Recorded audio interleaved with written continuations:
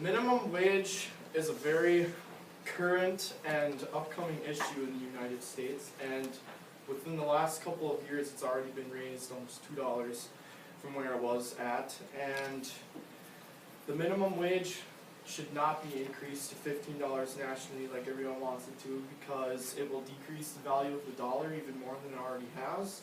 The economy will suffer and the motivation for real jobs will very decrease as it has already. As every cost goes up because of the minimum wage, the dollar is worth less. Back in the early 1900s, the Federal Reserve created a system where our dollars aren't backed on gold anymore, where they can just create an unlimited amount of them.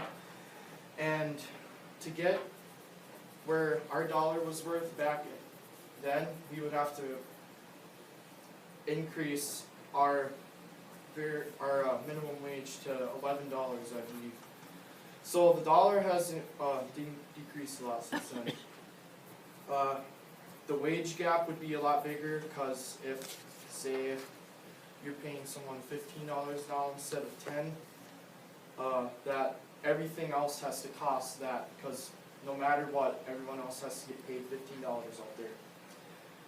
Just like debt in America, we have over like I think it's $18 trillion in debt in the United States now, and increasing that would also decrease our dollar, which would decrease our debt, because our money that we pay back to repay that debt isn't worth as much, which would increase it just like that.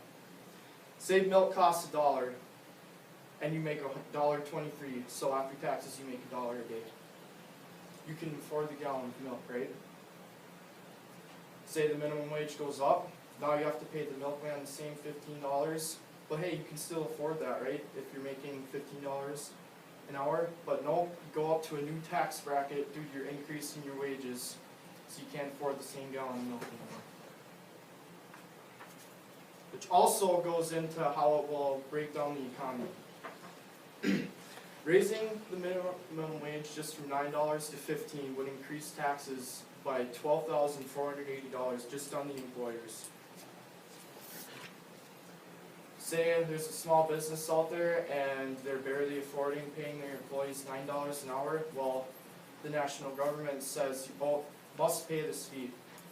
Well, now they're either left with, do I pay these people or do I fire some? So some people lose their jobs because of it, and people are out of jobs. Or, yeah. Small businesses will definitely get hit the hardest, because the big businesses actually can't afford to take a big hit on these.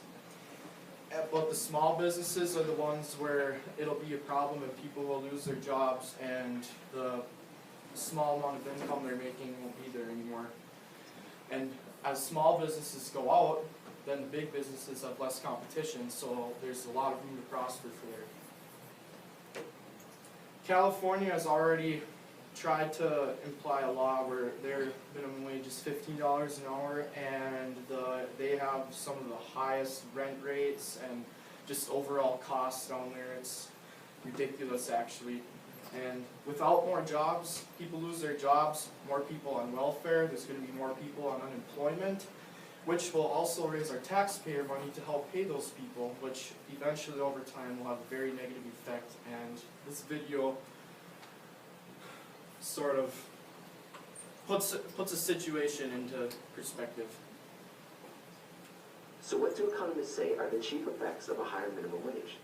Leading economists have found that, since its creation in 1938, the effects of raising the minimum wage by a small amount, such as $1 or $2, are really not very large. But among the most important effects are, first, price increases. A 2008 study concluded that a 10% U.S. minimum wage increase raises food prices by no more than 4%, and overall prices by no more than 0.4%.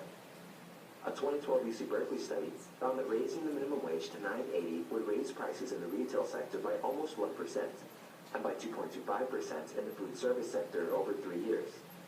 This would mean that an average family would pay $12.60 more per year in retail purchases, and $20.36 more per year at restaurants if the minimum wage increased to $9.80 by 2015.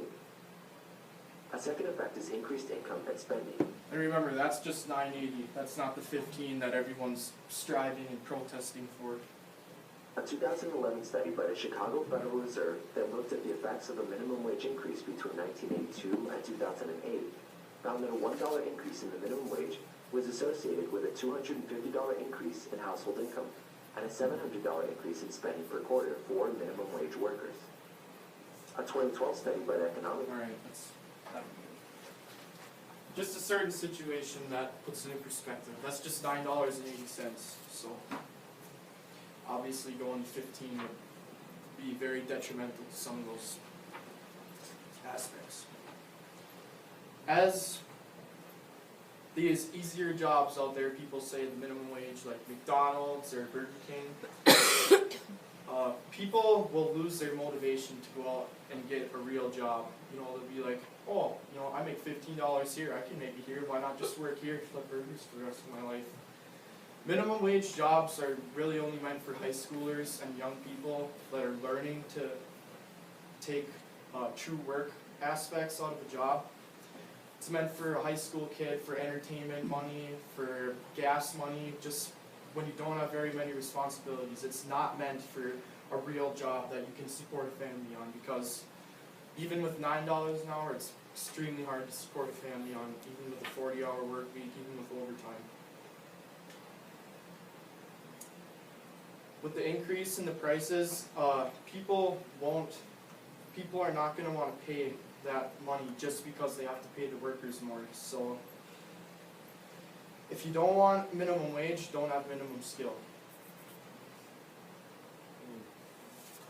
As you can see, the minimum wage is a very increasing and current problem in the United States, and it's still on the board, even with our new president-elect that we're having lately.